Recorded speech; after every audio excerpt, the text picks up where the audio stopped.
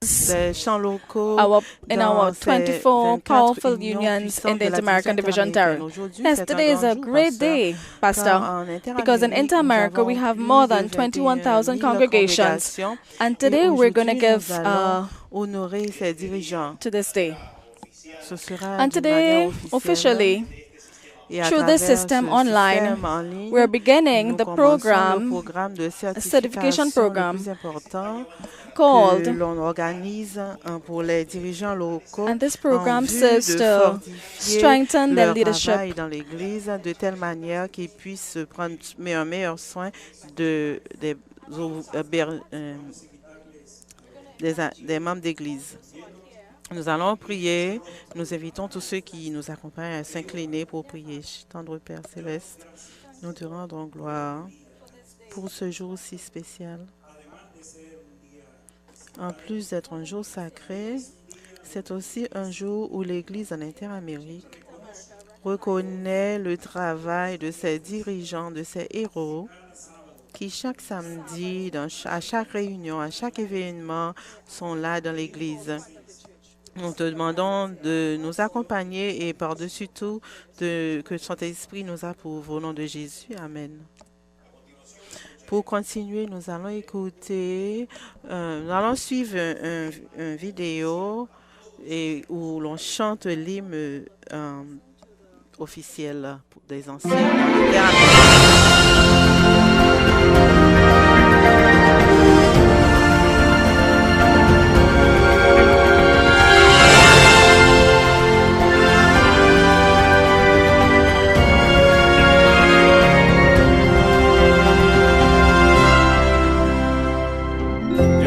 Llamó a los ángeles, Él llamó a seres humanos,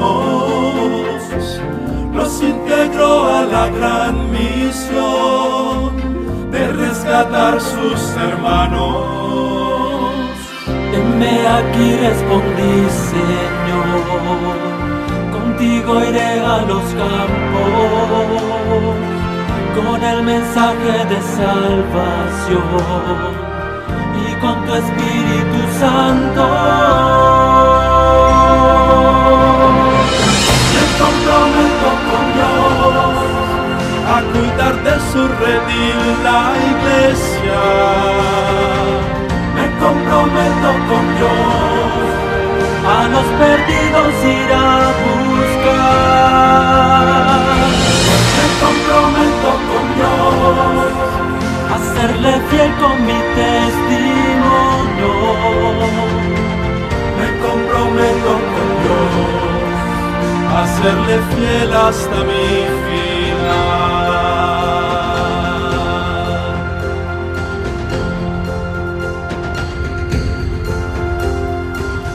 I will take care of the wounded sheep, as well as the strong and healthy. We're all connected in love and faith, the second advent awaiting. There is no power in me, I know. I need the might of your Spirit. Oh Lord, transform me, mind, heart, and soul. My life in Christ to be hidden.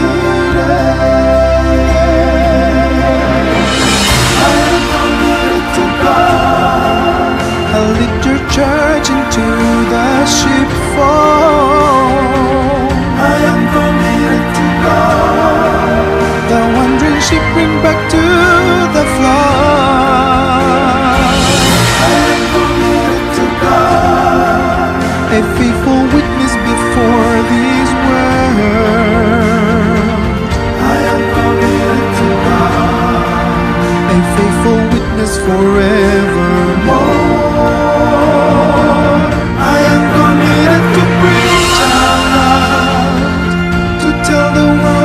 This war is won, and we go forward. Me comprometo con Dios que en oración estará su iglesia. Me comprometo con Dios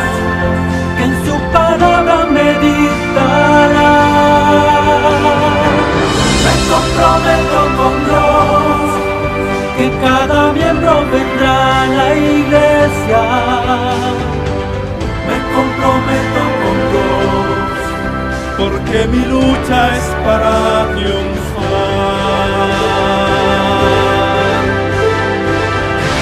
Mi compromiso es con Dios.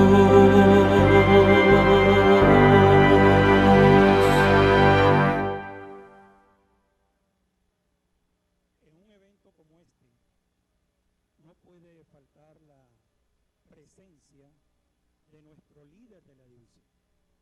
Para mí es un honor y es un gran privilegio.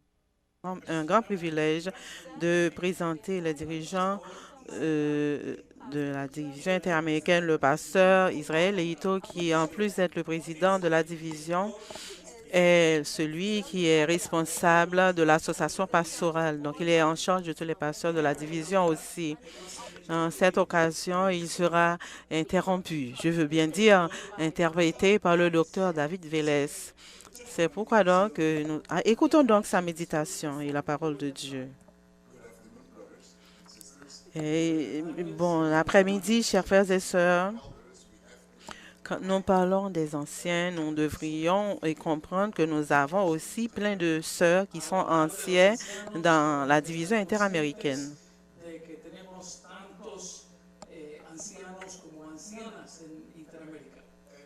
Et nous voulons vous parler cet après-midi de votre appel à ce ministère du Seigneur.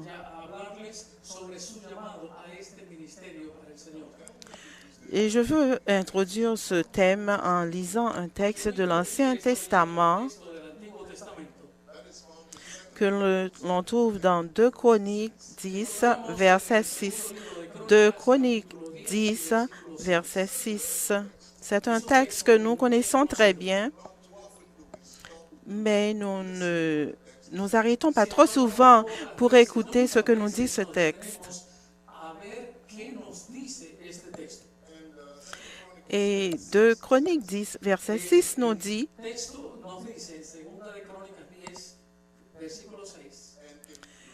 le roi Roboam consulta les vieillards qui avaient été auprès de Salomon, son père, pendant sa vie, et il dit, « Que conseillez-vous de répondre à ce peuple ?»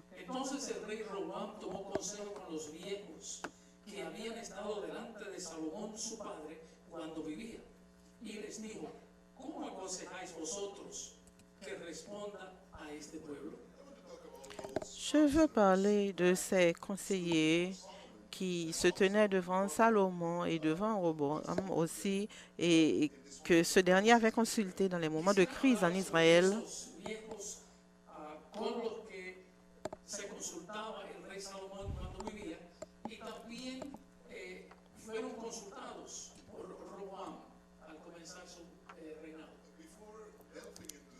Avant d'entrer dans le sujet, laissez-moi vous parler des anciens d'Église, premièrement, aujourd'hui. C'est un grand privilège d'être un pasteur pour le peuple de Dieu. En tant qu'ancien d'Église, vous avez été appelé par Dieu. Très souvent, nous considérons que le pasteur a reçu un appel, mais il y a une différence entre l'appel du pasteur et l'appel de l'ancien.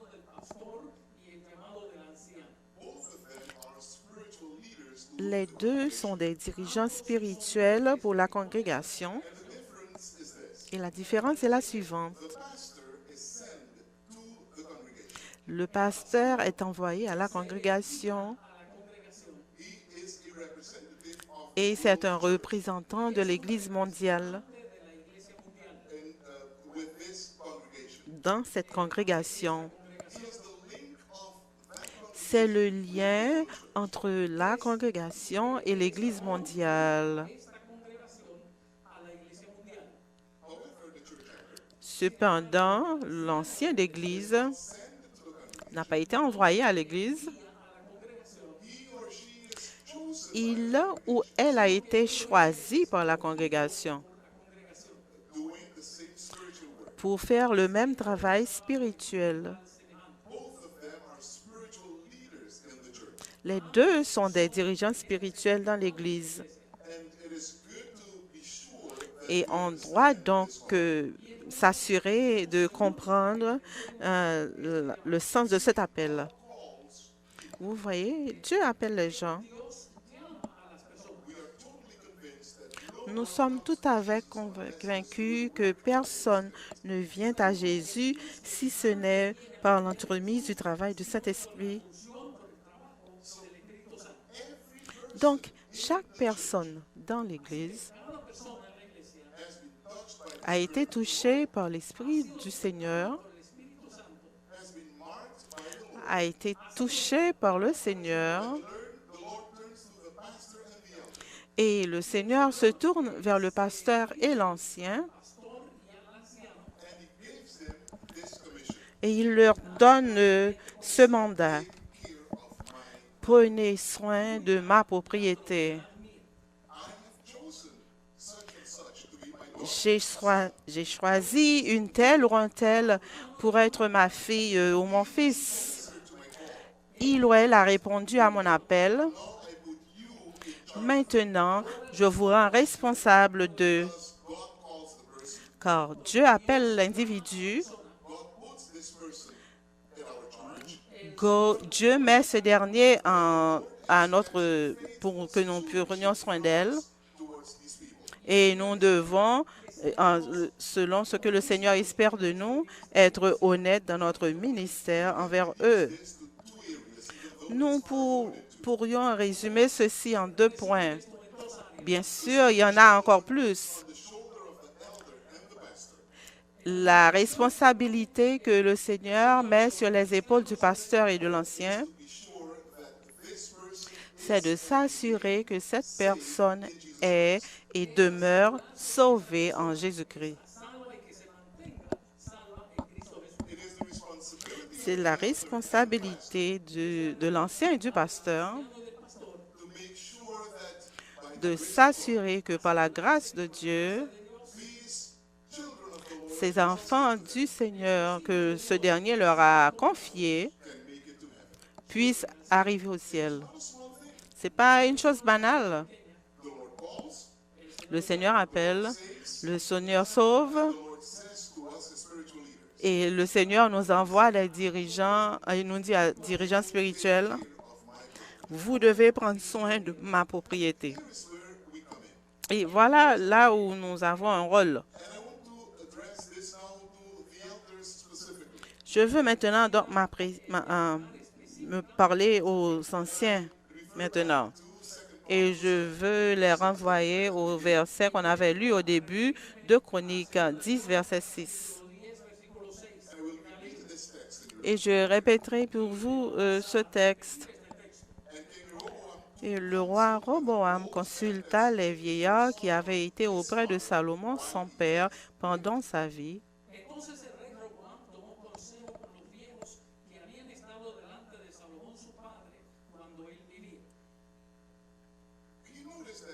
Il a remarqué que ces vieux avaient quelque chose de spécial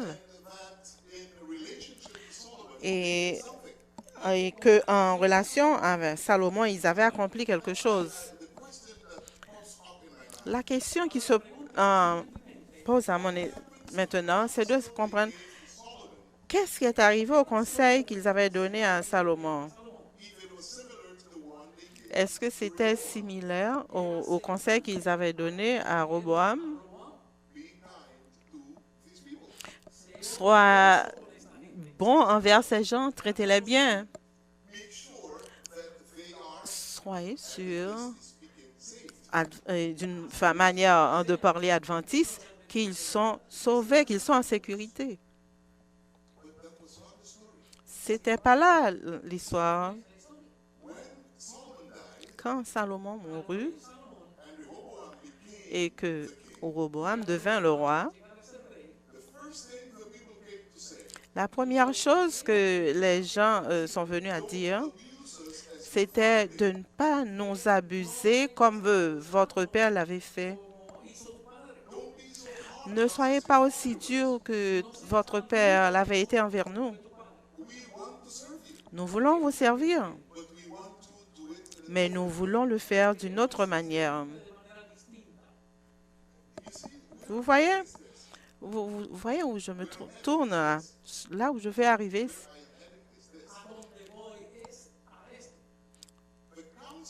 Les conseillers ont joué un rôle important dans toute cette situation. Certains pourraient se dire que Salomon était têtu. Et alors, il n'a jamais prêté attention aux conseillers des vieillards.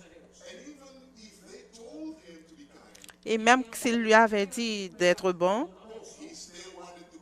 il voulait toujours faire à sa tête, sans prendre en compte les conseils. Mais en lisant la Bible, et quand je lis Proverbes et d'autres écritures, un texte de Salomon, Ecclésiaste et certains psaumes qu'il a écrits, je trouve une autre image. Je trouve que Salomon attendait les bons conseils. Car dans Proverbes 3, versets 5 et 6, il dit, Proverbes 3, 5 et 6, il dit, « Confiez-vous dans le Seigneur et recherchez de la sagesse. »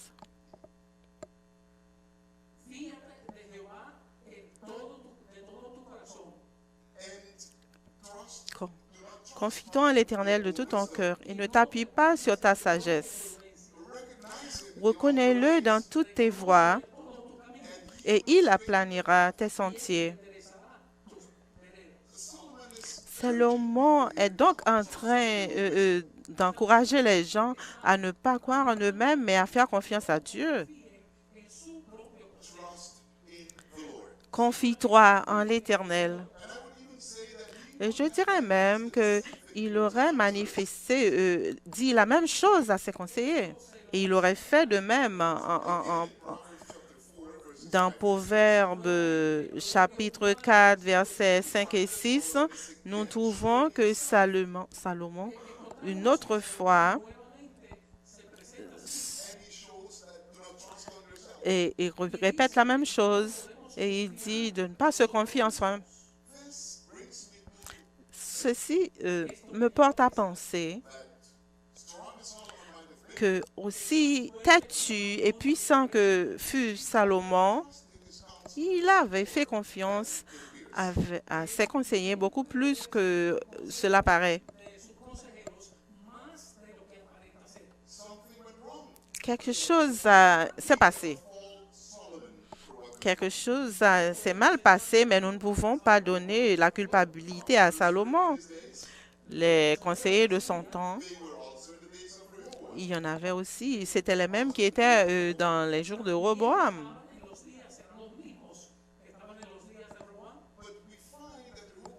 Mais nous trouvons que Roboam ne leur faisait pas confiance. Il les consultait, mais il n'acceptait pas leurs conseils, car il ne leur faisait pas confiance. Nous pouvons le dire comme on dit très souvent, c'était sa jeunesse qui l'a porté à prendre conseil des plus jeunes. La Bible ne parle pas de ses conseillers. Mais pour moi, je pense que ces conseillers avaient échoué dans leur mission. Ils ont échoué avec Salomon. Ils ont été méprisés par Roboam. Pourquoi? Parce que, enfin, selon ce que je pense qu'ils n'avaient pas accompli l'œuvre à laquelle ils avaient été appelés. La Bible les appelle ceux qui avaient servi Salomon. Probablement qu'ils avaient compris les erreurs commises alors qu'ils étaient jeunes. Et avec Roboam, ils voulaient corriger les choses. Mais il était trop tard. Leur conseil n'était pas bon, n'était pas apprécié. C'était les meilleurs conseils qu'ils pouvaient donner, mais ça ne suffisait pas à Roboam. Qu'est-ce que je veux vous faire comprendre? Vous voyez, quand le Seigneur nous donne une tâche à accomplir, il attend de nous le meilleur. L'avenir reflètera ce que nous avions fait. Et si je vais jusqu'au jour de Salomon et les résultats de son royaume, et sachant que Salomon avait tendance à écouter, et nous voyons les erreurs qu'il avait commises, je dois dire donc que les conseillers avaient échoué. Ainsi donc, chers frères et sœurs, anciens d'Église, vous pouvez choisir d'être un conseiller acceptable par les jeunes et par les vieux. Vous pouvez choisir de faire la volonté du Seigneur ou de le faire comme ci, comme ça. Rappelez-vous que j'ai dit au début que le Seigneur sauve l'individu et le Seigneur place cette personne entre nos mains pour que nous prenions soin de lui. L'ancien n'est pas tout simplement un conseiller au pasteur. L'ancien a des responsabilités spécifiques envers les membres d'Église.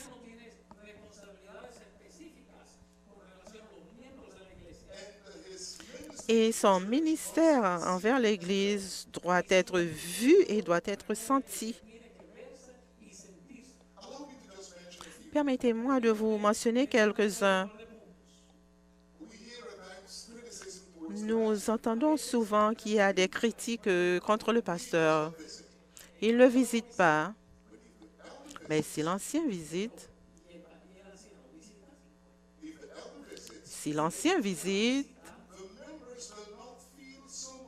les anciens ne sentiront pas trop le manque de visite par le pasteur. Je ne donne pas une excuse au pasteur qui ne visite pas ses membres.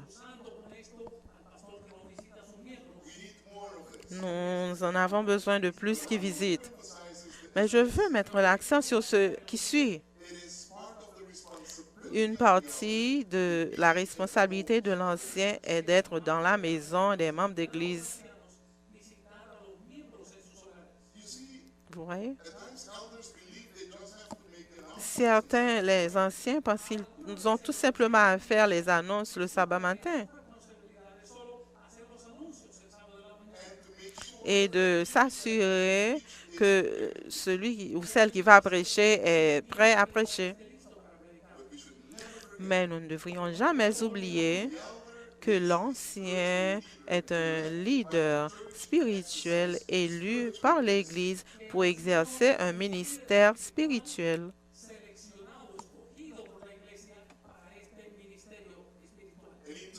En Interamérique,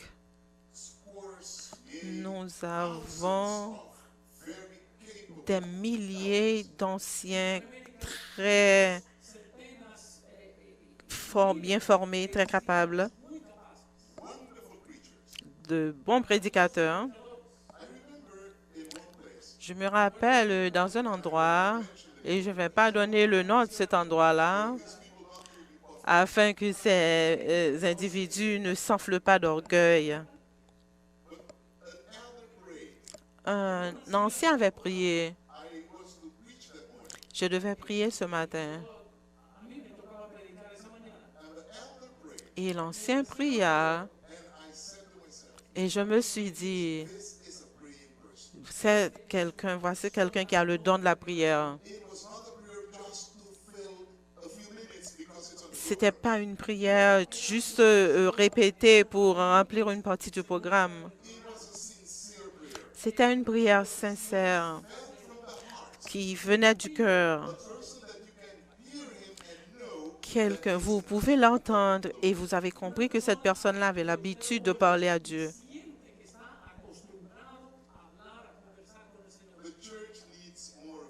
L'Église a besoin de plus de personnes comme celle-là. Et en visitant les membres, en écoutant leurs besoins, en étant un ministre spirituel pour eux et aussi en intercédant pour eux, le Seigneur. Vous avez peut-être entendu ce que l'on dit, le prédicateur qui est absent des foyers de ses membres ou qui est un étranger de la maison de ses membres est aussi un étranger pour eux sur la chair. Quand nous ne maintenons pas un contact avec nos membres, nous ne savons pas, connaissons pas leurs besoins. Nous ne savons pas ce qu'il faut leur dire. Et nous disons toutes sortes de choses. Quand je lis ma Bible, je vois de si beaux enseignements et j'entends certaines personnes prêcher et je me dis, mais la Bible est remplie de plein de choses que l'on peut dire. Pourquoi êtes-vous aussi critique, vous critiquez les pasteurs, les membres d'église et l'organisation?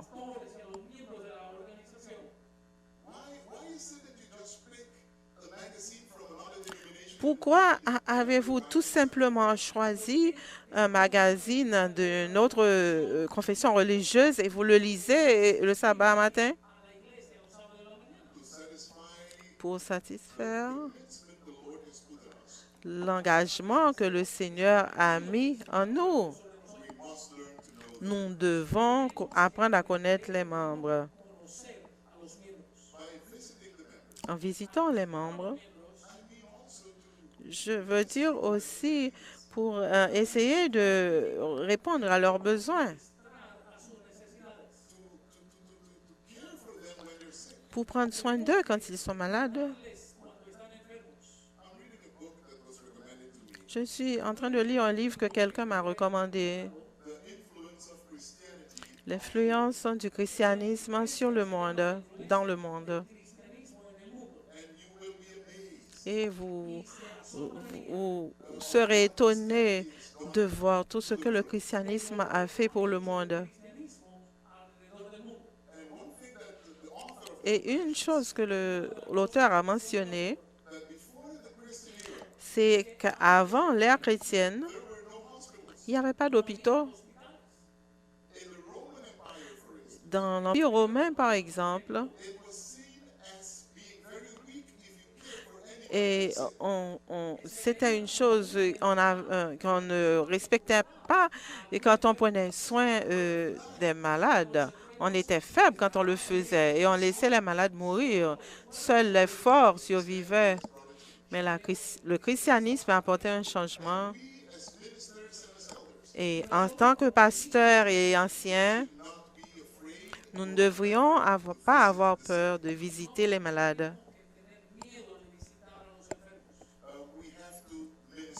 Nous devons prendre soin de leurs besoins. Nous devons aussi veiller à leur développement spirituel et nous assurer que nous sommes toujours en train de nous assurer qu'ils soient fortifiés spirituellement. Mes chers anciens, afin d'arriver à ce point, nous devons être en train de lire la parole de Dieu chaque jour. L'esprit de prophétie doit être notre compagnon de route. Nous devons lire, étudier et appliquer. Nous devons faire nos dévotions et notre famille doit être dans un environnement christocentrique. Chers anciens d'Église, la grande tâche de morale, de protection morale.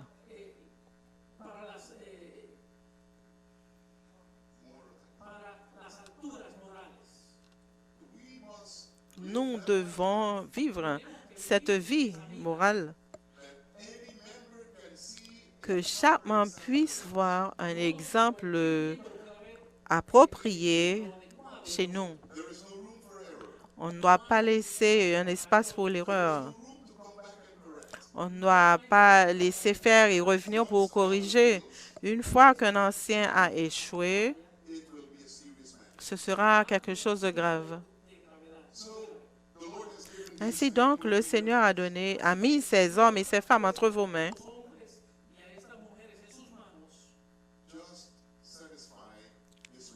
Donc, faites honneur la responsabilité que Dieu vous a donnée. Prenez soin d'eux. Il vous dit, cet homme et cette femme m'ont accepté. Vous, assurez-vous qu'ils arrivent au ciel. Que le Seigneur vous bénisse en méditant sur ce sujet. Ne soyez pas des dirigeants qui ont échoué, mais soyez des leaders spirituels qui prennent l'Église de Dieu, qui va en même temps que l'Église de Dieu jusqu'au Canaan céleste. Que le Seigneur vous bénisse et que votre Église dise: nous sommes bénis par le ministère de cet homme ou de cette femme que nous avons choisi pour servir. Que le Seigneur vous bénisse dans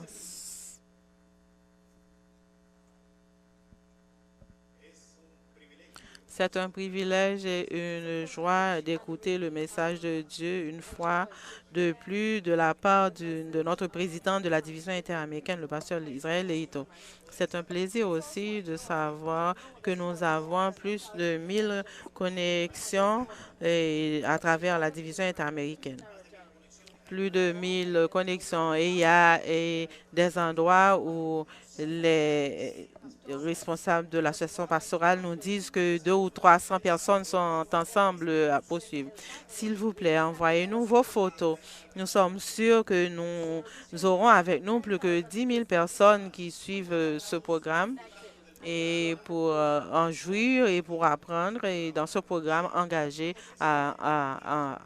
avec Dieu et un programme spécial pour les anciens. Avant de vous présenter le prochain orateur dans cet événement, je voudrais vous dire que il y a 12% de ceux qui se sont inscrits sur la page consacrée aux anciens sont des sœurs, ce sont des femmes qui accomplissent ce leadership dans l'Église. Félicitations à vous toutes.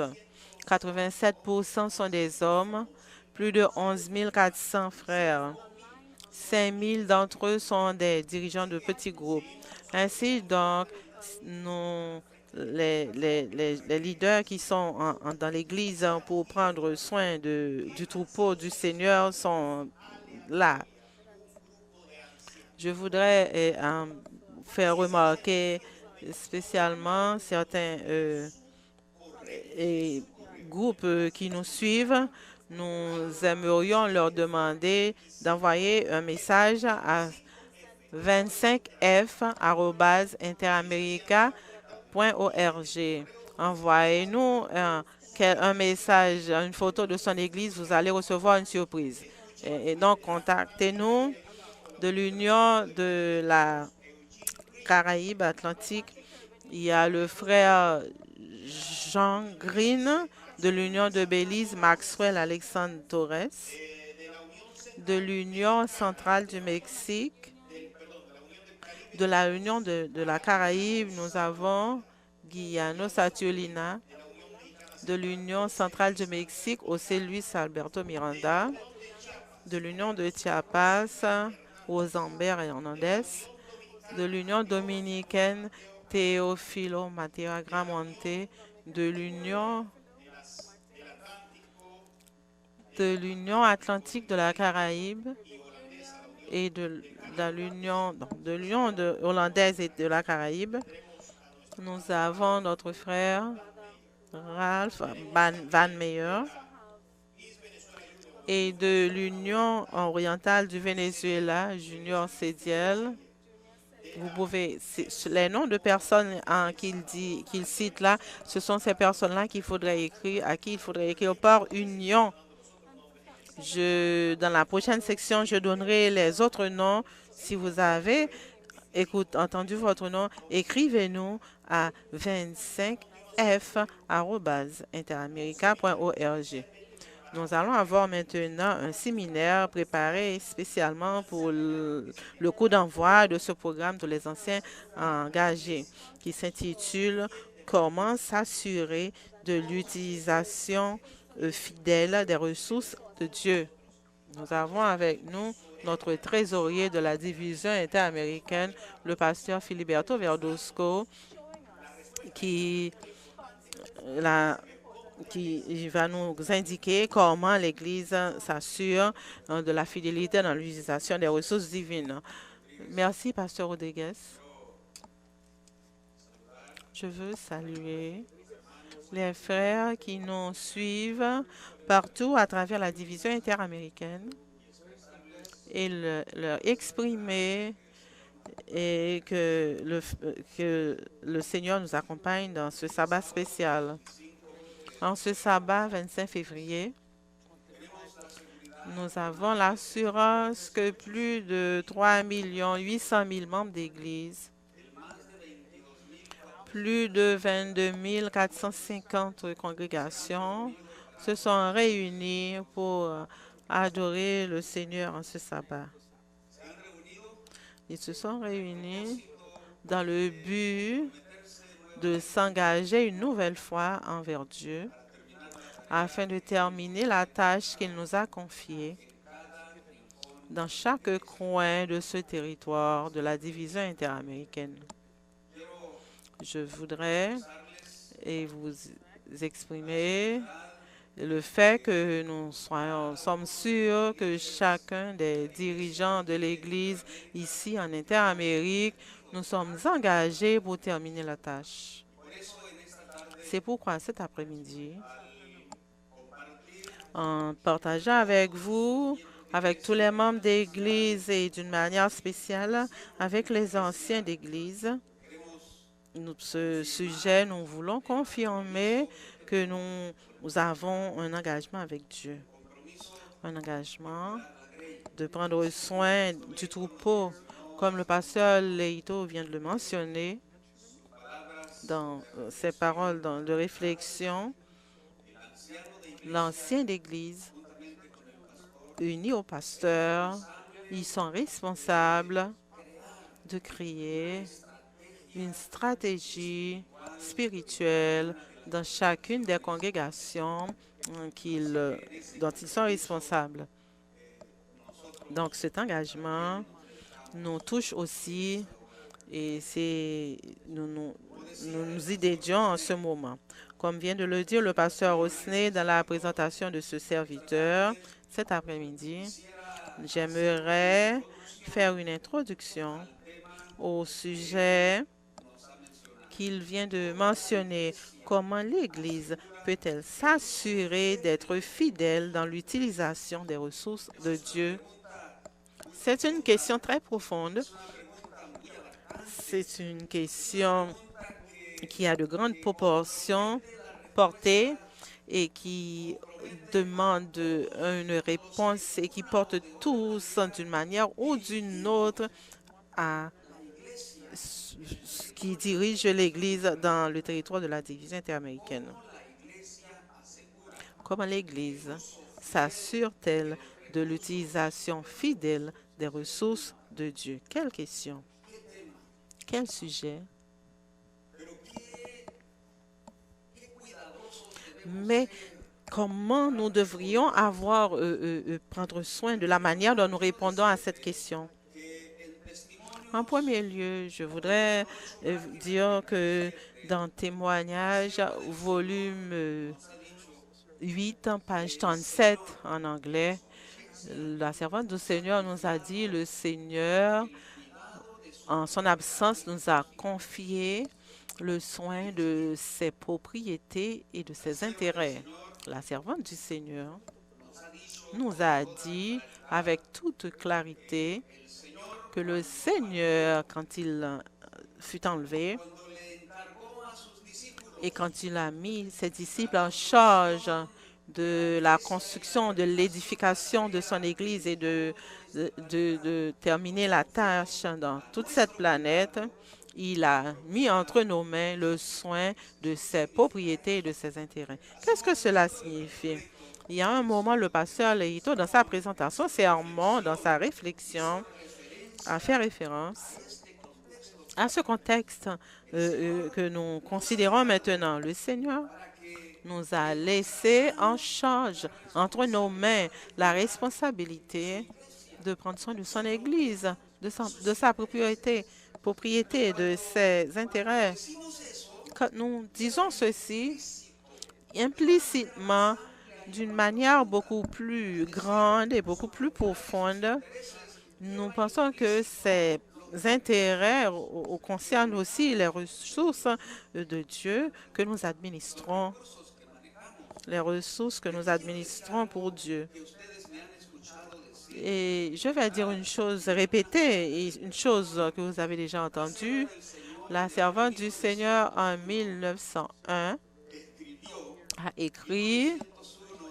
elle a écrit dans Témoignages pour l'Église, volume 6, page 211 en anglais, au premier paragraphe, une déclaration qui est entièrement attachée à la tâche qu'il nous a confiée de prendre soin de ses propriétés, de ses intérêts. C'est pourquoi vous pouvez lire sur l'écran cette citation: pour la cause de Christ, en tant que peuple choisi de Dieu, nous nous dédions à la tâche d'établir un système financier solide.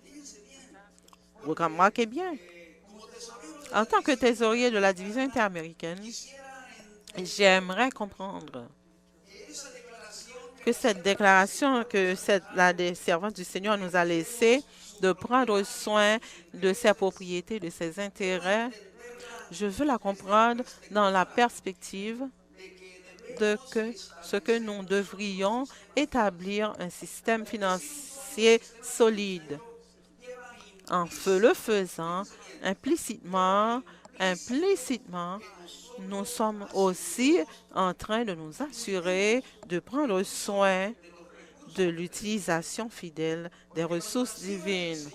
Car lorsque la servante du Seigneur nous dit que nous devrions établir un système financier solide, implicitement, nous y trouvons la tâche de prendre soin des ressources de Dieu qui bougent, qui se déplacent à travers le système financier de l'Église. C'est une chose très importante. C'est quelque chose qui doit nous faire réfléchir. Écoutez, dans le territoire de la division, nous avons plus de 3 800 000 membres d'église, environ 23 000 églises et congrégations, environ 3 325 districts, 35 districts et 150 champs locaux dans le territoire et 24 unions. À part la division interaméricaine, nous avons plus de 630 entités. Ainsi, donc, nous avons une église mondiale. À part cela, nous avons une église mondiale. Je veux vous dire donc que dans tout ce contexte que je viens de mentionner, se trouve un concept que nous avons déterminé et désigné comme ambiance, environnement financier. Cet environnement financier, c'est là où le Saint-Esprit touche les cœurs des membres d'Église afin qu'ils apportent des fonds pour l'accomplissement de l'œuvre. C'est là que se génèrent les ressources de Dieu qui sont les dîmes et les offrandes. Vous comprenez? Les dîmes et les offrandes. C'est ainsi donc dans ce processus qui part à partir du membre d'Église qui arrive jusqu'à l'Église mondiale, s'établit l'origine, le fondement, la plateforme pour que le système financier de l'Église fonctionne d'une manière appropriée. Ainsi donc, mes chers frères, quand à travers de tous ces éléments que je viens de mentionner et qui se trouvent sur l'écran, quand tout ceci forme le système financier de la division et le système financier a été mis sur pied par l'Église afin de gérer les ressources de Dieu. Maintenant, dans chacun de ces éléments, nous intervenons nous-mêmes en tant qu'êtres humains. Nous intervenons, le pasteur, l'ancien d'Église, les administrateurs des champs locaux, les administrateurs de l'Union, les administrateurs de la division, les administrateurs de l'Église mondiale. Et ainsi, la question à se poser, c'est à savoir comment l'Église peut être sûre de l'utilisation fidèle de ses ressources de Dieu. Chers frères et sœurs, c'est seulement à travers l'influence de la puissance du Saint-Esprit de chacun de nous, dans ce que le Seigneur nous a confié, sa propriété et ses intérêts. C'est un défi que nous avons tous, mais c'est un défi dans lequel nous intervenons tous d'une manière ou d'une autre. Et ainsi donc, le système fonctionne, le système financier fonctionne. Et dans ce contexte de système financier, quand nous avons identifié l'environnement de financement, nous pouvons dire que l'environnement financier fonctionne à travers une stratégie, une structure et à travers une culture. Une culture, chers frères, de gratitude, de reconnaissance, une stratégie de générosité et une structure de participation totale et de protection totale des ressources de Dieu. Car, chers frères, la structure de l'Église en elle-même, et quand je parle de la structure de l'Église, je fais référence non seulement aux entités qui forment l'Église comme un tout, mais j'y ajoute aussi tous les éléments que l'Église a mis sur pied afin de protéger les ressources de Dieu.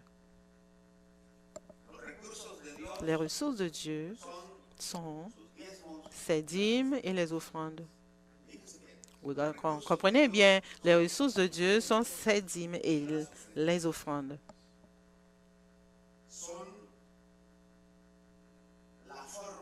Ce sont là les moyens que le Seigneur a mis sur pied pour que nous puissions terminer la proclamation de l'Évangile dans tous les coins du monde. Les ressources de Dieu, et c'est ce dont nous devons prendre soin.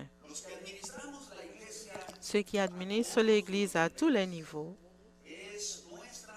nous avons la responsabilité de veiller à l'utilisation fidèle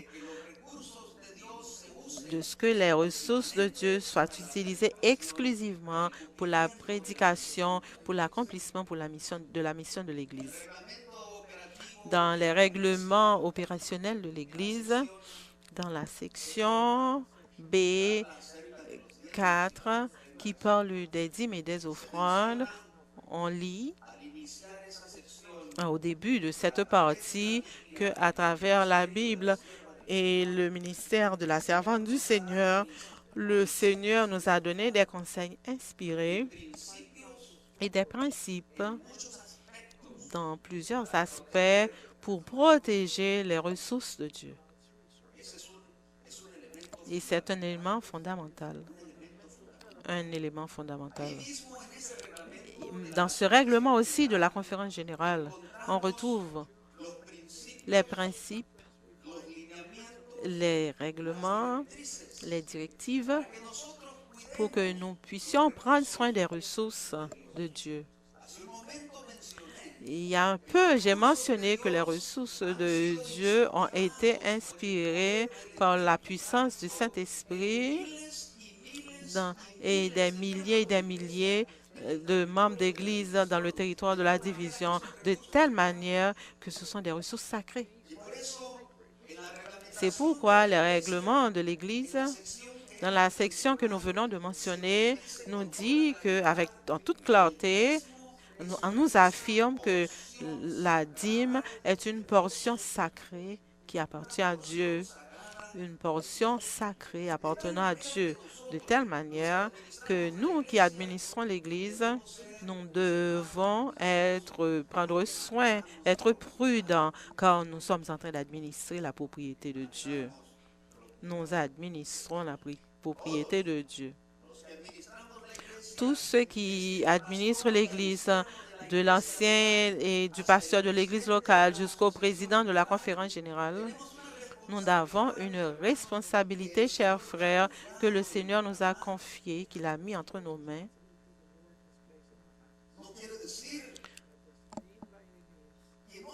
Je ne suis pas en train de dire qu'on ne peut pas se tromper. Oui, on peut commettre des erreurs.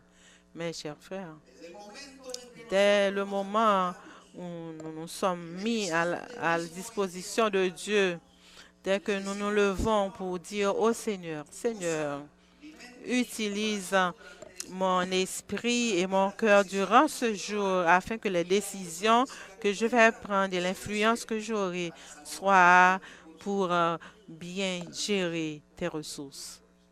Il faut le dire chaque matin en se levant et faire cette prière. Chers amis, il y a deux environnements dans l'accomplissement de la mission de l'Église. Deux environnements afin d'accomplir la mission de l'Église et de la financer. Et j'en ai mentionné une. Premièrement, c'est un environnement financier. Deuxièmement, c'est un environnement de responsabilité. L'environnement financier, j'en ai parlé il y a un moment, mais l'environnement de responsabilité, c'est celui où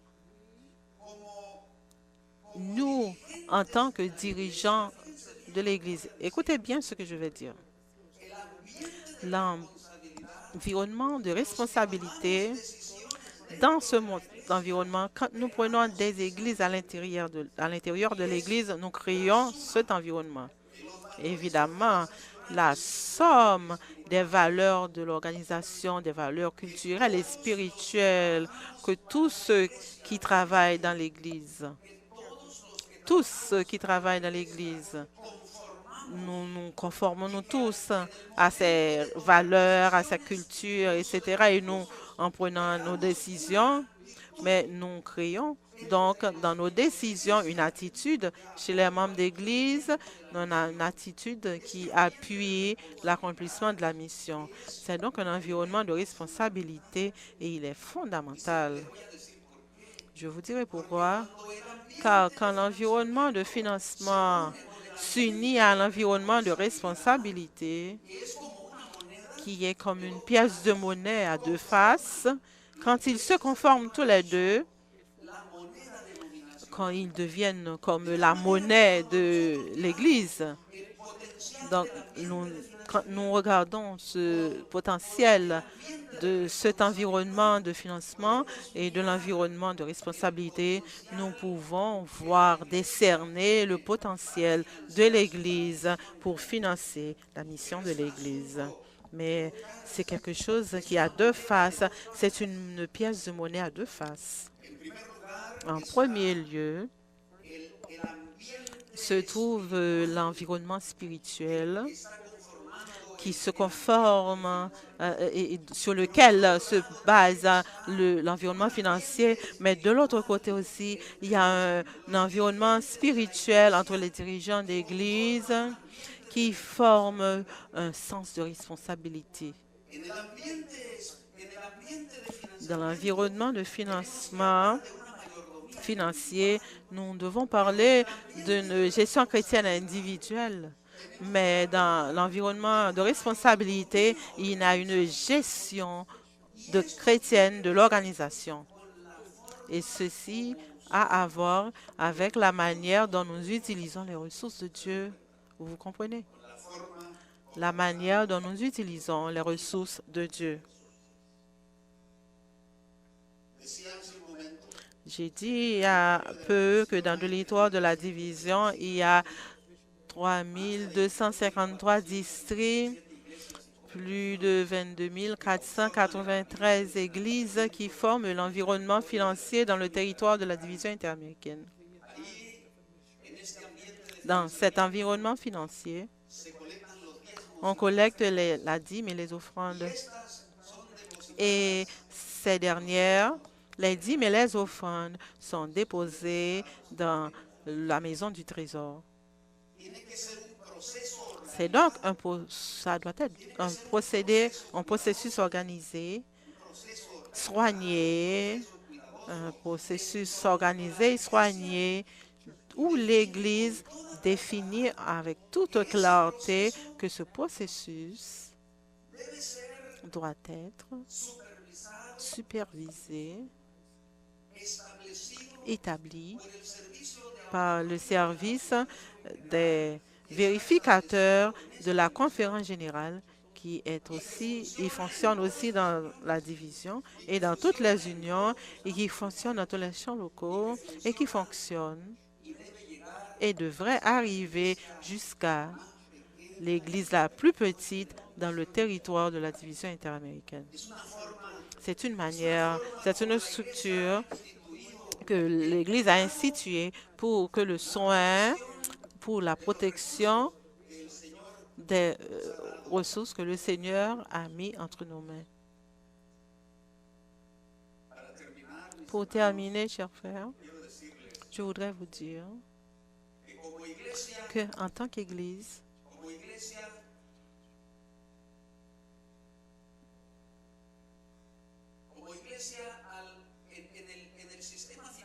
en tant qu'Église dans le système financier, et je cherche à mettre l'image, l'appareil me permet d'avancer. Le diapo.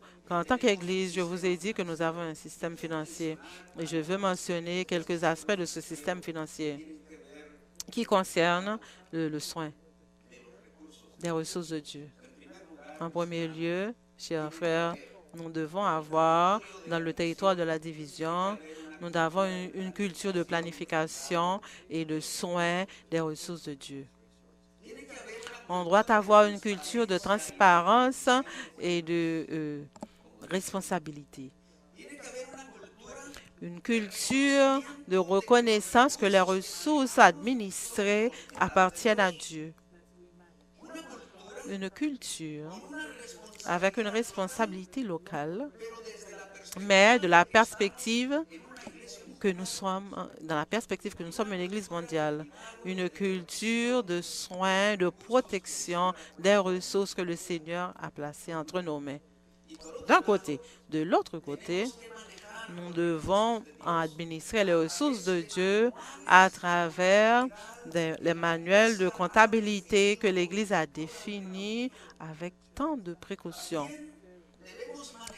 Nous devons aussi administrer ces ressources de Dieu à travers les règlements financiers établis à la base pour les contrôles internes des organisations. Nous devons instruire tous les dirigeants, toutes les personnes qui vont travailler avec les ressources.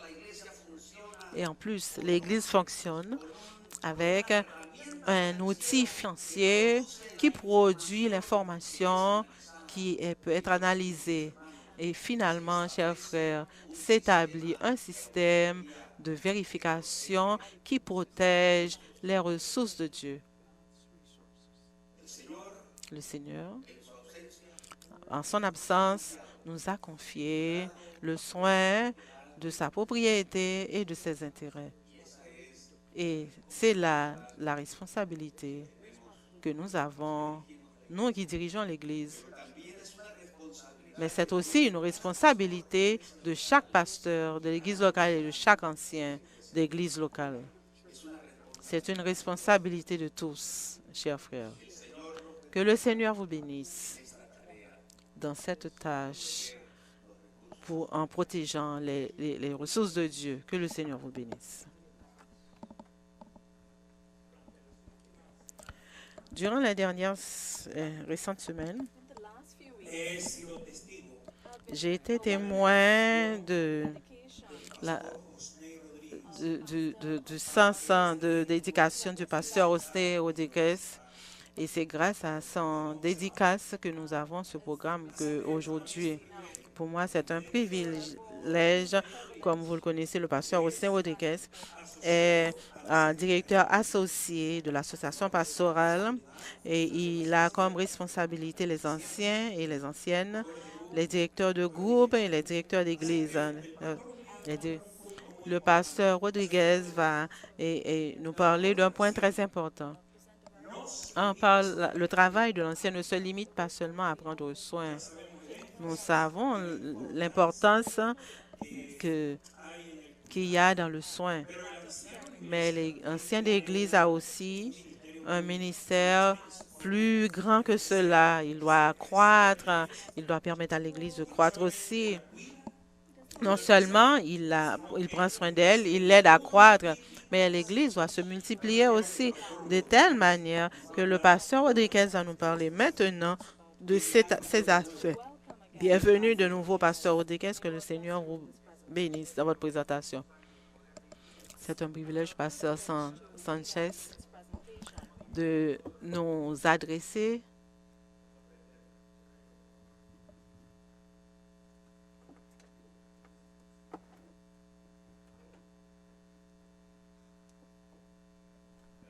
Merci. C'est un privilège de nous adresser aux dirigeants des plus de 22 000 congrégations de la division interaméricaine. Nous avons déjà participer au premier séminaire qui concerne l'utilisation fidèle des ressources de Dieu et comment l'Église doit prendre soin de traiter ceux que Dieu nous a confiés et de les amener jusqu'au foyer céleste. Nous avons reçu des notes de plusieurs endroits et des connexions que nous avons reçues. Nous avons aussi certaines photos que nous vous ferons voir. Nous voulons mettre l'accent avant de commencer le séminaire que les noms que nous avons indiqués sont les noms de ceux qui doivent nous envoyer leur adresse électronique. Si votre nom a été cité, envoyez-nous votre adresse électronique afin que nous puissions certifier que votre Église a été connectée et qu'elle puisse recevoir aussi un cadeau. À la fin, tout le monde pourra envoyer leurs photos et leurs courriers. Mais pour le moment présent, c'est les noms qui vont être cités qui doivent le faire. Maintenant, Junior Sériel pour l'Union du Salvador, Carlos Humberto Ochoa en Fago, et pour l'Union des Antilles et de la Guyane française, nous avons Carlos Oculi Philippe et l'Union de Guatemala, Donis Vasquez, Louis-Charles Jean pour Haïti, pour l'Union interocéanique, Octulia Guzman, Union de la Jamaïque, Loïs Iben, Union du Nord de la Colombie, Wagner Carrillo Pérez. Union du Nord du Mexique, Manuel Cabrera Alcaraz. Union de Panama, Julian Camargo.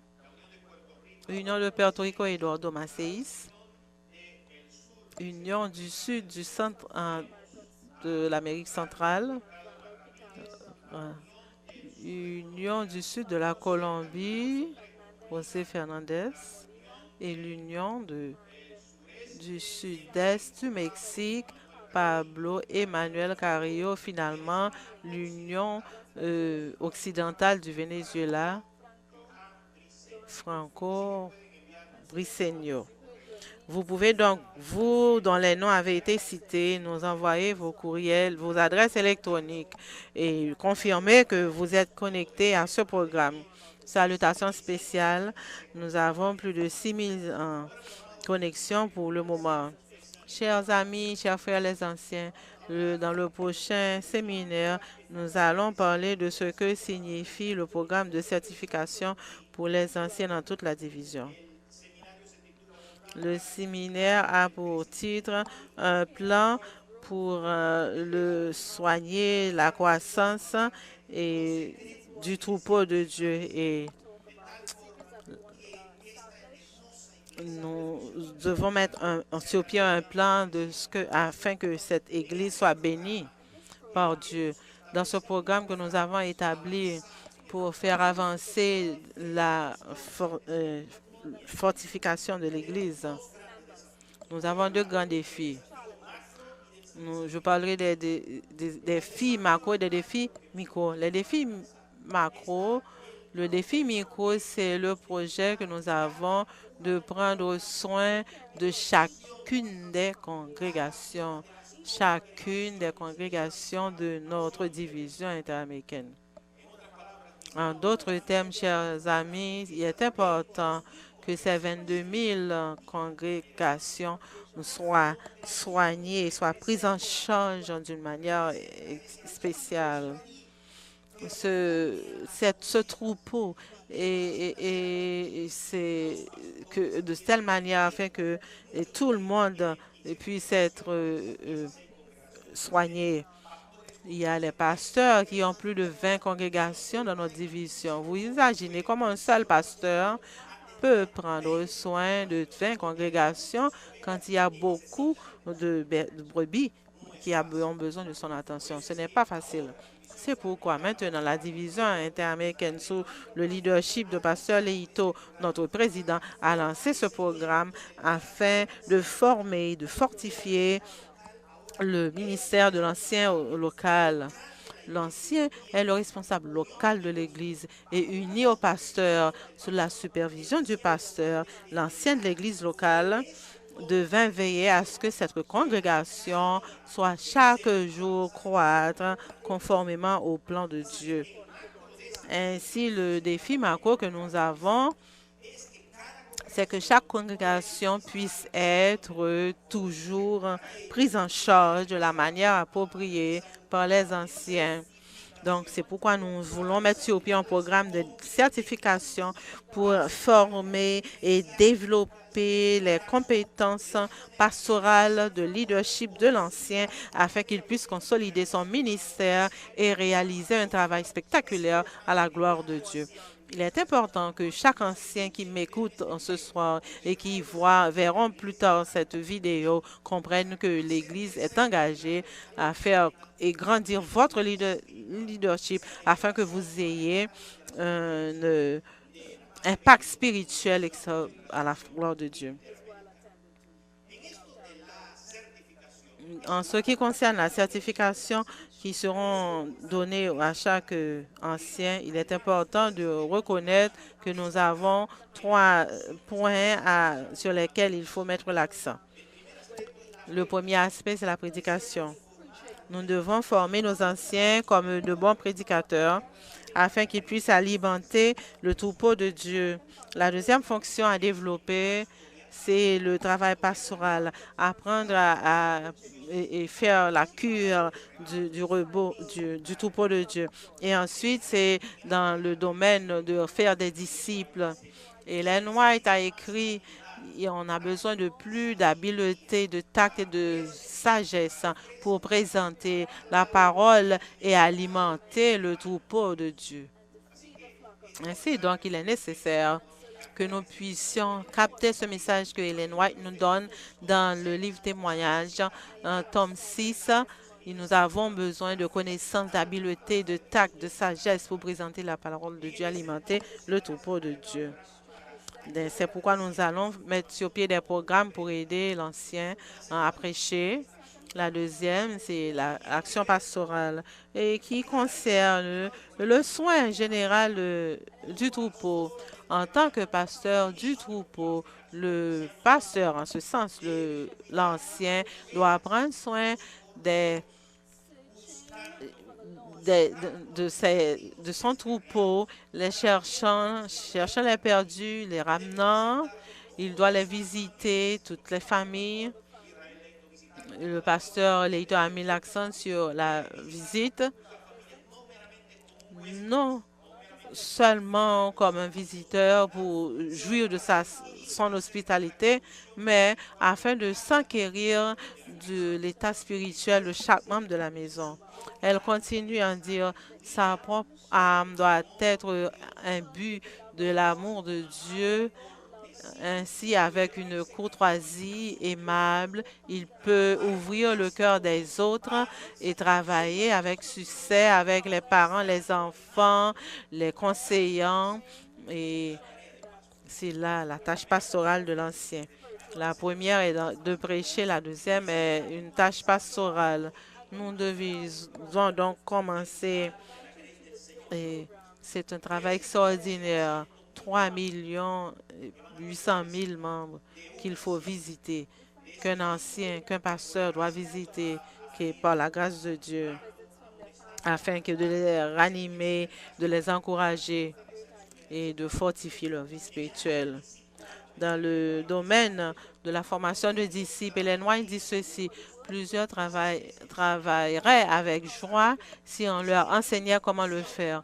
Ils ont besoin d'instruction et d'encouragement.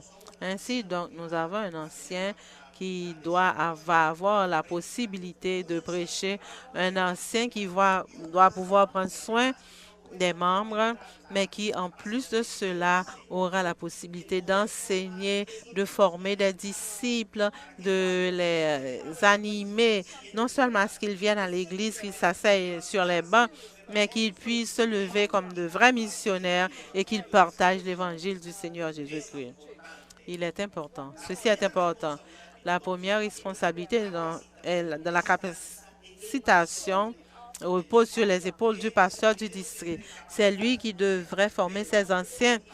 Mais l'association pastorale des champs et de l'Union et nous de la division, nous allons coopérer afin de former la plus grande armée d'anciens qui pourra prêcher par la grâce de Dieu, prendre soin des membres d'Église et qui pourra former des disciples dans chaque congrégation de la division interaméricaine avec succès, grâce au matériel et programmes que nous allons mettre sur pied. En quoi consistera cette formation? Vous allez recevoir un paquet qui aura les informations et qui comprennent les fonctions de selon la responsabilité. 4 heures. Au moins 4 heures, l'ancien doit recevoir cette instruction pendant 4 heures. Et celle-là sera sur la page de la page électronique où le pasteur pourra aller et voir combien de temps il a passé dans chaque domaine et être responsable d'arriver jusqu'à 4 heures. Et il y aura plusieurs sujets, budget et planification, plan de l'église locale, comment former des disciples 4 heures, doctrine et d'autres aspects comme la divinité de Christ, les dîmes, les offrandes, l'unité, l'autorité dans l'Église, la musique, la famille, l'adoration et le postmodernisme, 4 heures. Et finalement, et d'autres sujets qui sont basés selon les besoins spécifiques du chant, 6 heures. Donc, chaque ancien doit recevoir par an une certification de 20 heures. Nous espérons donc que dans les prochaines années, l'ancien pourra recevoir au moins 60 heures de certification. À la fin de ces 60 heures de certification, il recevra de la division de l'Union des chants la première certification, le premier certificat du niveau Ananias, comme un ancien certifié selon le plan de la division. Je viens de vous parler du défi macro. Le défi micro, qui est le suivant, c'est que l'ancien soit bien formé pour prendre soin de chaque membre, pour s'occuper de chaque membre. Nous n'aimerions pas que l'ancien pense seulement à l'Église dans sa totalité comme sa responsabilité, mais qu'il puisse avoir une influence directe sur chaque membre particulier. Ce que nous aimerions vous demander, c'est que chaque ancien s'organise avec son pasteur afin que l'Église se divise comme vous le voyez sur l'écran, et pour que chaque ancien soit responsable d'un certain groupe de membres, un nombre déterminé de membres, de brebis ou de membres. C'est là qu'il doit avoir selon sa responsabilité. C'est merveilleux. Vous allez observer qu'il y a le pasteur, qui représente le P sur l'écran, et le A qui représente l'ancien. Le pasteur peut avoir environ 200 membres. Donc, chaque ancien, environ 50 membres. Certains 47, un autre 46 et un autre 44. Aucun ancien devrait avoir plus que 50 membres. Mais l'important, c'est que tout ancien de la division et cet ancien de cette Église aura une quantité de membres sous sa responsabilité. C'est important. Afin que chaque brebis, chaque Église soit prise en charge. Nous ne pouvons pas nous conformer à baptiser seulement les gens et après les laisser, nous les oublier et les perdre. Et perdre la notion, ne même pas savoir où ils sont et ne pas pouvoir les aider. Selon le manuel d'église, l'œuvre pastorale, c'est ce que dit le manuel d'église, chers anciens. L'œuvre pastorale de l'Église doit être partagée entre le pasteur et les anciens. On dit Amen. Je dis Amen. C'est un travail entre les deux groupes. Les anciens, et en accord avec le pasteur, doivent visiter les membres d'Église, visiter les malades et diriger les ministères de la prière et faire le service de prière pour les malades. Ils doivent encourager ceux qui sont découragés et doivent aussi assumer d'autres responsabilités pastorales. Comme leur pasteur, les anciens doivent veiller constamment pour le bien-être du troupeau.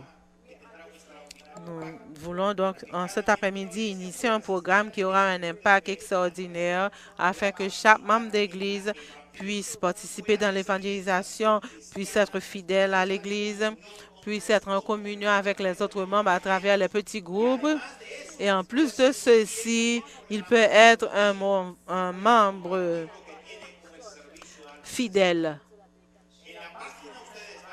Dans la page, vous allez vous inscrire sur la page de la division interaméricaine. Vous recevrez aussi un plan de motivation et de reconnaissance pour la marche de l'œuvre de Dieu. avec nous, vous voyez, certains d'entre vous vous n'êtes pas en train de regarder, mais vous pouvez écouter. Mais vous avez écouté une brebis, là. Ici, nous avons avec nous une brebis. Nous avons avec nous une brebis. Je voudrais vous dire que mieux vaut une image que 1000 mots. Une image mieux vaut que 1000 mots.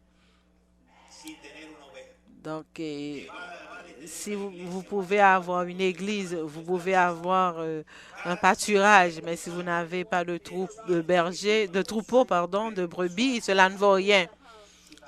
Donc, chaque ancien, chaque pasteur doit assumer sa responsabilité. Je voudrais faire quelque chose maintenant.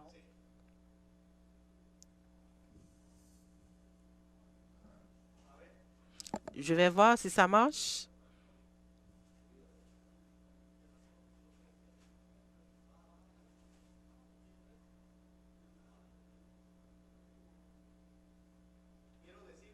Je voudrais vous dire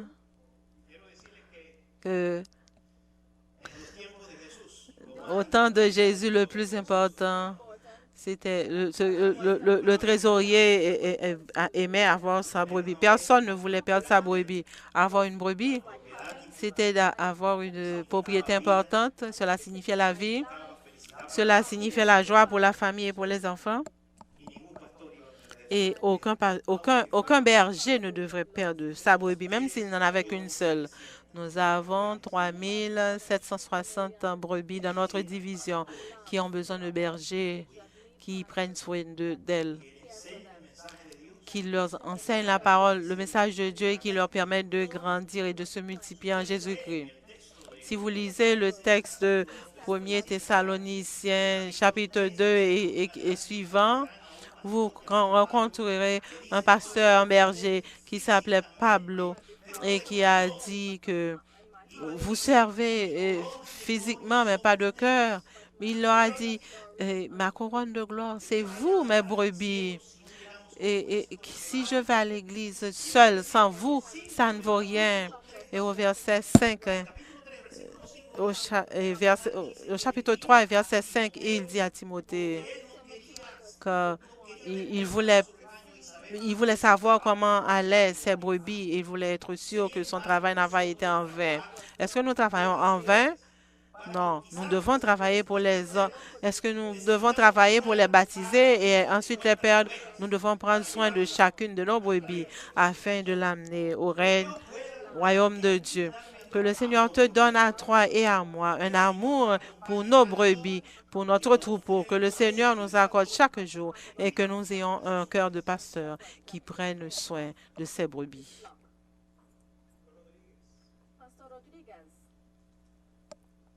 Pasteur Rodriguez.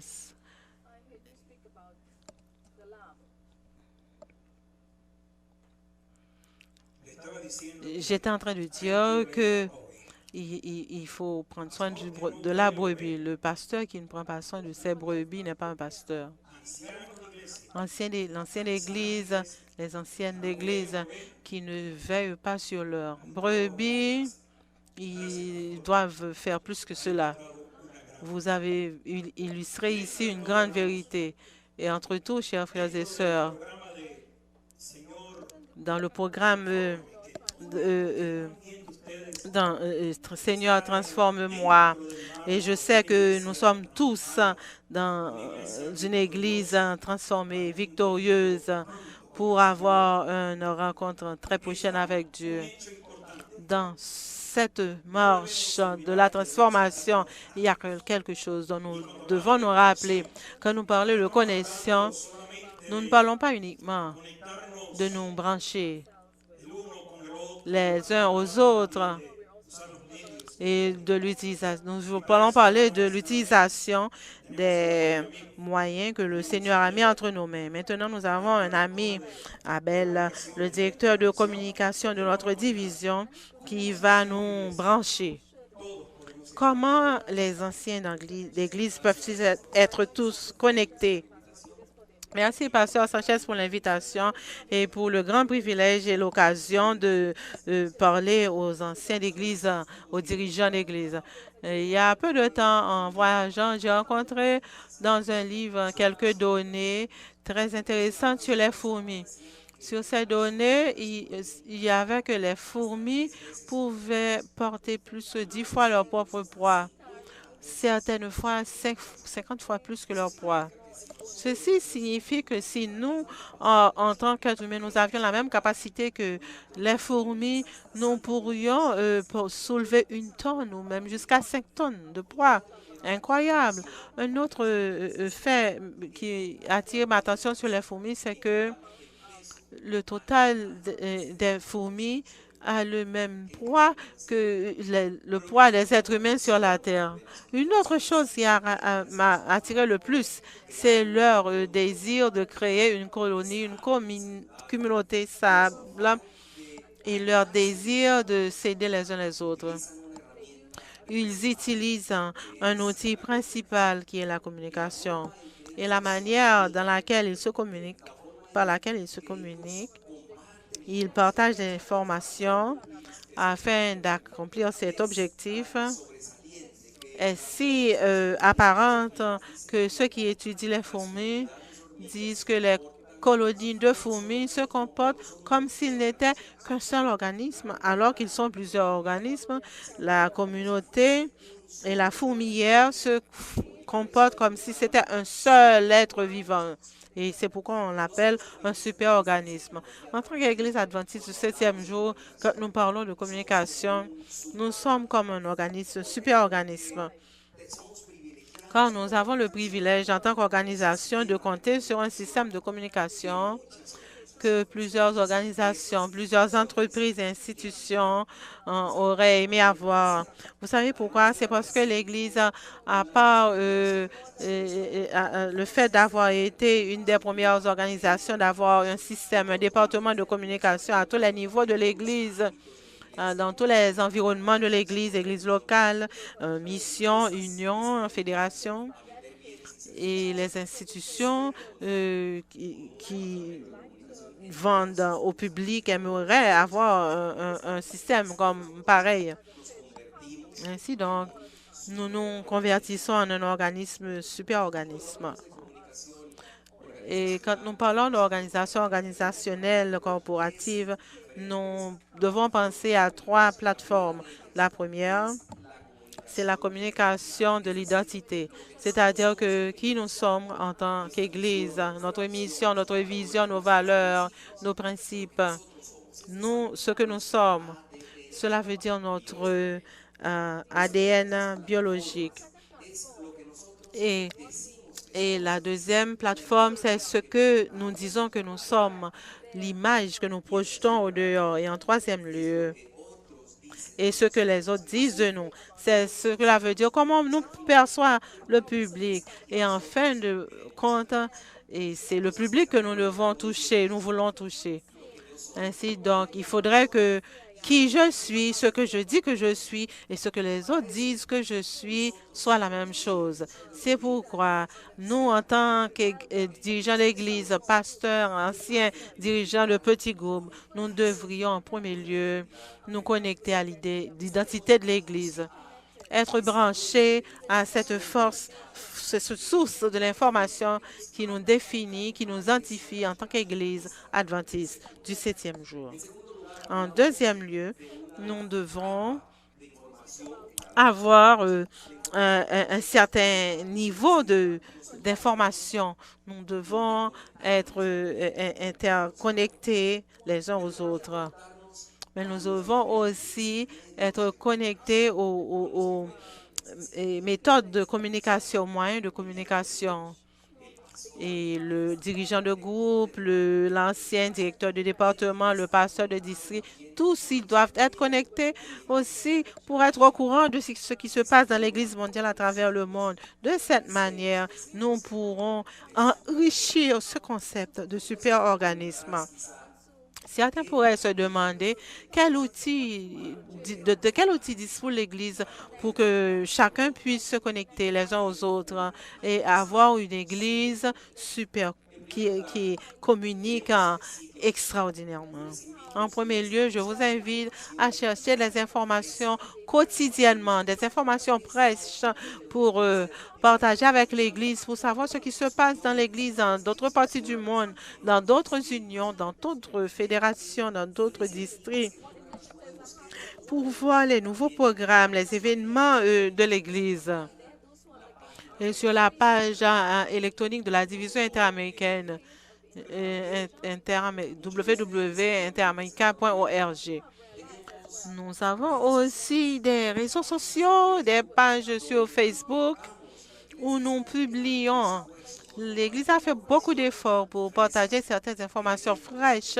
Et quels événements nous avons, quelles activités il y a. Vous savez que ces sites ne se limitent pas à une seule langue. Nous en avons en anglais, nous en avons en français.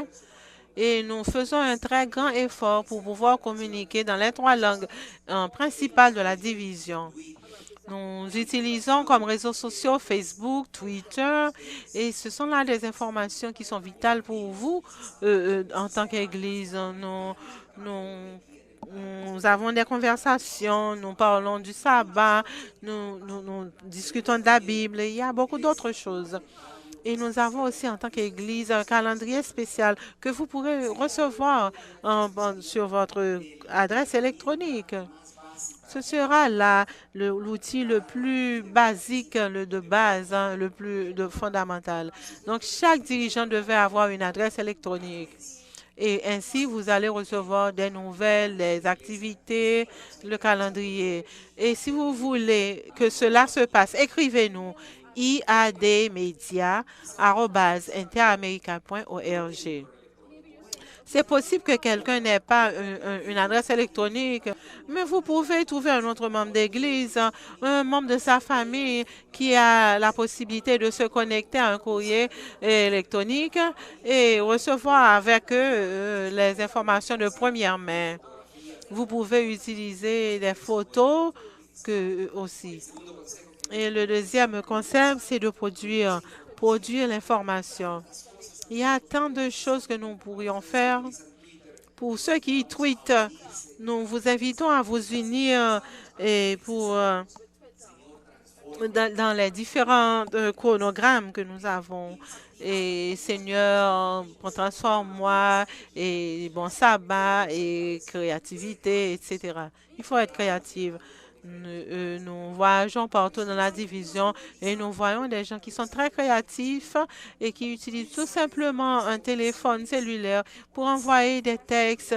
On utilise dans le Venezuela occidental un groupe sur WhatsApp qui partage la parole de l'Évangile.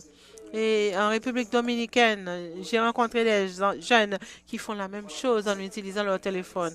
Et le 4e conseil, c'est que vous soyez en contact et écoutez la radio adventiste dans votre localité. Branchez-vous sur votre radio. Car il y a des endroits où il n'y a pas de station de radio, mais dans les endroits où il y en a, allez donc, écoutez donc votre radio et ainsi vous pourrez recevoir des informations. La division interaméricaine a lancé 3 chaînes de télévision dans chacune de vos langues. Hope Channel, Esperanza TV et Télé Espérance, qui sont disponibles non seulement sur satellite, mais que vous pouvez prendre sur l'ordinateur, sur le téléphone et sur certains logiciels pour les téléphones portables. Et avec d'autres systèmes, Roku, et ainsi donc. Non seulement nous avons à nous connecter, à nous brancher et à entrer en synchronie, nous devons aussi partager ce que nous avons d'une manière ou d'une autre, par un message téléphonique, par un appel et par un SMS. Et dites aux gens que nous sommes en train de prier pour eux. Tout simplement un petit message SMS. De cette manière, si nous sommes branchés comme dirigeants, si nous partageons cette information avec les membres d'Église, Ainsi, donc, tous, nous serons enrichis et nous deviendrons un super organisme. Nous deviendrons une église qui communique extraordinairement, non seulement au niveau interne de l'Église, mais pour enrichir les outils disponibles dans l'accomplissement de la mission de l'Église. J'espère que vous allez être branchés afin que l'Église soit branchée elle aussi. Que le Seigneur nous bénisse. Merci, frère Marquez, frère Abel. Ce que nous allons avoir maintenant, chers frères, est très important et très intéressant. Nous allons présenter les anciens dans les différentes unions qui ont plus de temps dans leur poste, plus d'années de service, plus d'années dédiées au travail de l'ancien. Nous allons voir sur l'écran, nous avons dans l'Union des Antilles et de la Guyane française, nous avons le frère non sans limites. Si je ne prononce pas son nom très bien, pardonnez-moi s'il vous plaît. Applaudissez-le s'il vous plaît. 28 années de service en tant qu'ancien. Que le Seigneur vous bénisse. Nous avons Javier Suarez de l'Union centrale du Mexique, 40 années de service. Il mérite lui aussi un applaudissement et notre reconnaissance. De l'Union de Belize, de la terre de Pasteur Slosher, nous avons Ricardo Correa. Félicitations, frère Correa, 44 ans de service. De Porto Rico, le frère Rafael Ruiz, 44 années de service. Cela mérite un applaudissement. Nous avons en Haïti Wilbert Bastien, 45 années de service. Toute une vie dédiée au service du Seigneur. Nous avons dans l'Union du Centre de l'Amérique centrale, George Beckles qui a 46 années de service. Et Diberto Machado, 48 ans de service dans l'Union du Nord de la Colombie. Thomas Orellana, 48 années de service, Union de Honduras. Ensuite, nous avons, écoutez, regardez ce type-là. Nous devons nous arrêter et applaudir cette personne-là. C'est une femme dédiée au travail de l'ancien. Elle a été directrice comme ancien pendant 50 ans. 50 ans de service comme ancien. Que le Seigneur vous bénisse, Sœur Elda, de l'Union du Sud du Mexique. González Cañengues, 50 années de service, Union du Salvador. Félicitations. Diomi Moya, d'Union dominicaine, 50 ans de service. Il mérite sa retraite, hein? Tant d'années de service. Il ne recevra pas une paix. De l'Union mexicaine du Chiapas, le frère Moïse Pineda, 50 ans de service. Félicitations. Juan Rodriguez, 50 années de service, l'Union occidentale du Venezuela. Félicitations, Jean. Ensuite, nous avons de l'Union orientale du Venezuela, le cher frère Joseph Emmons. Que le Seigneur vous bénisse. 54 années de service. Carlos Dionisio, de l'Union du Guatemala, 55 années de service. Carlos Smith, de l'Union de la Caraïbe hollandaise, 55 ans de service. Quelle bénédiction, Seigneur, pour ces héros et ces héroïnes. Jorge Suarez, 56 années de service dans l'Union mexicaine interocéanique. Victor Rodriguez, 58 années de service dans l'Union colombienne du Sud. Joseph Griffin, 59 années de service, Union de la Caraïbe. Félicitations. Armando Hernandez, 62 années de service. Ici, nous sommes en train d'entrer dans le domaine du troisième âge. L'Union mexicaine du Nord. Ansley William, Union de la Jamaïque, 63 années de service.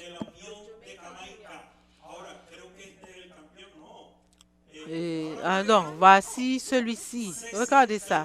Il a 66 années de service. Ça, c'est un monument pour les anciens de l'Église. Ne pensez-vous pas? Il est né ancien, celui-là. Stanley Major, 70 années de service. 66 années de service, Union Atlantique de la Caraïbe. Chers frères et sœurs, maintenant, dans chaque union, ces hommes et ces femmes qui ont été mentionnés, ils vont recevoir une petite reconnaissance, un geste. On va leur donner un bouton. L'union a déjà ce bouton et il faut leur donner. Mais la division interaméricaine ne voudrait pas rester à côté. Et notre président va nous dire ce que vont recevoir ces anciens champions. Pour les 3 champions de la division interaméricaine, je ne sais pas s'ils sont prêts. Les 3 champions. Entre-temps, on est en train de les chercher. Entre-temps, le pasteur Leito va nous expliquer en quoi consiste le geste de la division. Ce sera une joie pour nous de la division de voir ces 3 personnes, un homme de chacune des langues, de langue anglaise, une de langue française et de langue espagnole.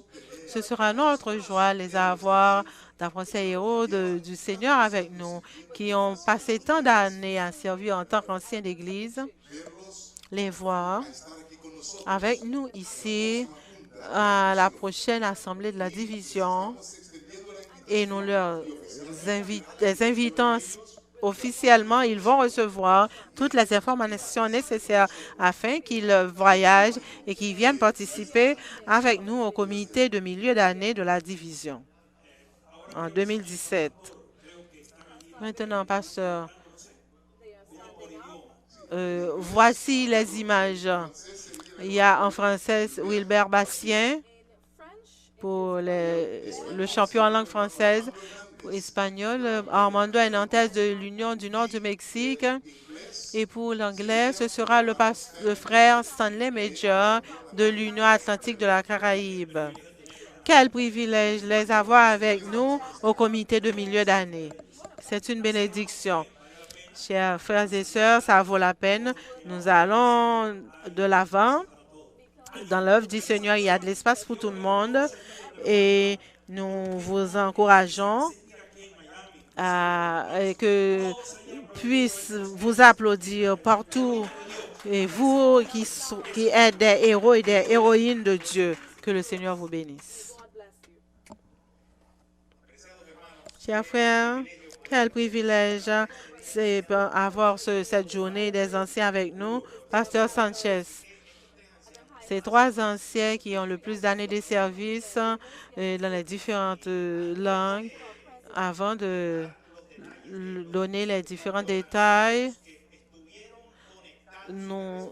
sur les anciens qui étaient connectés à ce programme et qui ont répondu et qui ont écrit. Avant de donner ces noms, nous voulons remercier Dieu pour ce programme qui va nous fortifier notre Église, nos anciens et nos brebis et nos membres. Je voudrais dire d'une manière spéciale, on les remercier les dirigeants au niveau de l'Union, les responsables d'associations pastorales qui ont été les instruments de Dieu pour faire inscrire 3000 anciens. Nous voulons remercier le pasteur Ferrol Richardson de l'Union haïtienne. Nous allons passer les différentes unions et Sosa Abreu de Cuba. pasteur Socher de Belize, pasteur Castellanos de l'Union mexicaine du Chiapas, pasteur Jaime Blanco de l'Union de Porto Rico. Vous allez observer que sur l'écran, vous allez voir le nombre d'églises et le nombre d'anciens inscrits dans ces unions. Nous avons le pasteur Hans Ponté de l'Union des Antilles hollandaises, le pasteur Dufay des Antilles et de la Guyane française, le pasteur Leonard Johnson de l'Union de l'Atlantique Caraïbe. Ils ont pasteur Farrell de l'Union de la Caraïbe, pasteur Teofilo Silvestre de l'Union dominicaine. Aussi, nous remercions le travail qu'ils ont fait avec toute cette quantité d'anciens. Le pasteur Carlos Tadania, Union de Panama, 333 anciens. Ils ont enregistré l'Union du Guatemala, 376 anciens enregistrés de l'Union du Guatemala, de l'Union du Centre de l'Amérique du Sud, l'Union du Sud de l'Amérique centrale, pasteur Marine, et l'Union de la Jamaïque, le pasteur Barreuse, 447 anciens enregistrés, le pasteur Dick de Mexicain du Nord, avec 580 anciens enregistrés, inscrits, le pasteur Jiménez, 599 anciens inscrits, Union du Centre du Mexique, et le pasteur Roberto Brown. Il y a une erreur, son nom c'est Roberto Brown, qui est l'Union de Honduras avec 661 anciens. Ensuite, le pasteur William Barrero de l'Union colombienne du Nord, 842 anciens inscrits. Et nous avons le pasteur René Lopez, le dernier, 875 anciens enregistrés. Ensuite, le pasteur Luis Astudillo, 1117 anciens inscrits, Venezuela oriental, et pour le Venezuela occidental, 1262 anciens inscrits, et finalement pour l'Union interocéanique du Mexique, 1318 anciens enregistrés avec le pasteur José Luis Garcia. Le pasteur Hernandez de l'Union mexicaine du Sud-Est, 1330 anciens inscrits. Et la dernière union qui a inscrit le plus d'anciens dans ce programme, c'est l'Union colombienne du Sud avec le pasteur Juan Hernandez, 1768 anciens inscrits. Nous avons des remerciements pour toutes les unions, tous les responsables d'associations pastorales, toutes les administrations pour le support, car aujourd'hui a été un moment extraordinaire où les frères se sont branchés pour participer à ce programme de capacitation. Nous voulons vous affirmer que les unions dont les membres vont recevoir et une reconnaissance sont celles qu'ils citent de la Caraïbe, de la Jamaïque, de Guatemala et au Venezuela occidental, et que vont recevoir ces unions qui ont inscrit le plus de membres d'anciens. Nous voulons féliciter ces anciennes églises qui ont répondu à l'appel du pasteur Osné Rodriguez.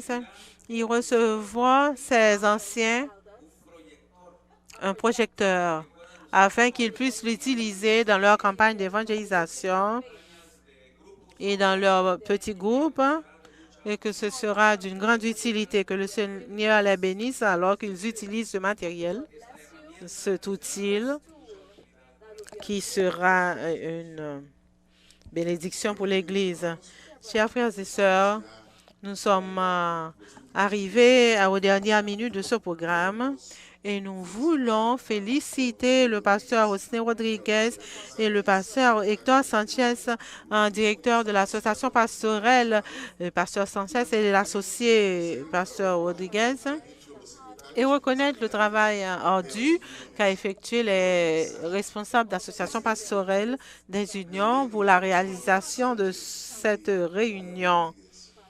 Pasteur Rodriguez, je me réjouis que les jours où l'on avait à se poser des questions de qui devait prendre soin des membres, nous ne sommes plus à ce moment-là. Ici, nous savons que tout ce qui doit est à voir avec les consécrations, c'est l'association pastorale et c'est cette association qui est responsable de la formation de l'ancien. Il sait que cet ancien, nous avons mis un associé qui est uniquement responsable des anciens d'église, de leur formation et de leur développement, car de cela dépend le salut des âmes. Nous sommes contents d'avoir été avec vous et nous souhaitons que le Seigneur continue de vous bénir et nous espérons qu'à la prochaine session et pour continuer le programme de certification, que vous tous et d'autres encore pourrez s'unir à nous. Que le Seigneur vous bénisse. Je vous invite tous donc à vous incliner pour nous approcher du Seigneur pour la prière. Père bien-aimé, effectivement, tu nous as enseigné à travers l'histoire que tu sauves, que tu rachètes et que tu nous appelles afin de prendre soin de ta propriété. Aide-nous en tant que pasteur, en tant qu'ancien, à sentir l'engagement avec toi pour prendre soin de ton troupeau. Ô Seigneur, nous pouvons faire partie de ceux que Jésus appelle ceux qui sont à la recherche des perdus. Seigneur, que nous ne perdions aucun d'entre eux, que lorsque nos membres arrêtent de venir à l'Église, que nous les cherchions, que nous prions avec eux, que nous soyons soucieux de leurs problèmes et que nous cherchions à les aider à résoudre leurs problèmes. Merci pour les bons anciens. En écoutant parler de ces hommes et ces femmes qui ont servi pendant plus de 40 ans en tant qu'anciens d'église, 60 années comme anciens d'église. Seigneur, c'est une reconnaissance de la mêle que tu as fait à tes enfants. Nous les mettons entre tes mains avec les pasteurs et avec les administrateurs et ton église aussi. Dirige-nous, aide-nous toujours à reconnaître que tout ceci t'appartient et que nous sommes tout simplement tes serviteurs disposés à être usés à ton service. Bénis, Seigneur, chaque ancien, donne-leur ta paix dans leur foyer, avec leurs conjoints et leurs enfants. Nous te supplions tout au nom de Jésus. Amen. Amen.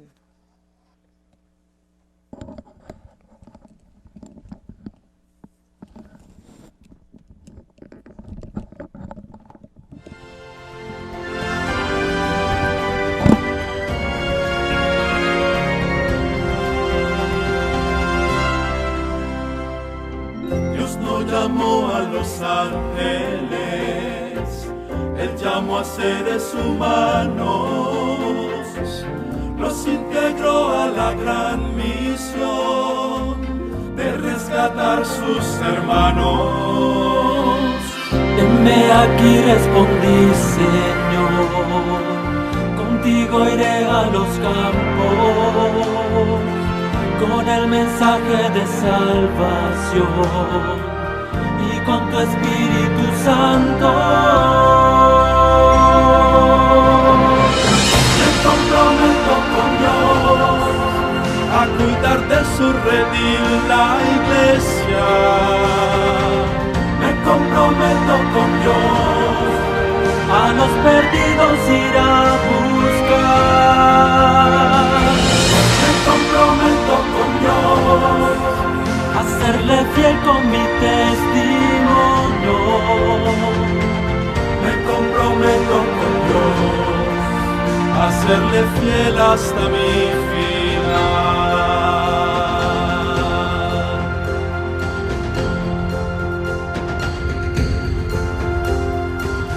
I will take care of the wounded sheep, as well as the strong and healthy.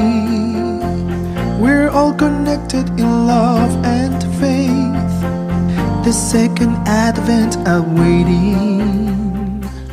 There is no power in me, I know.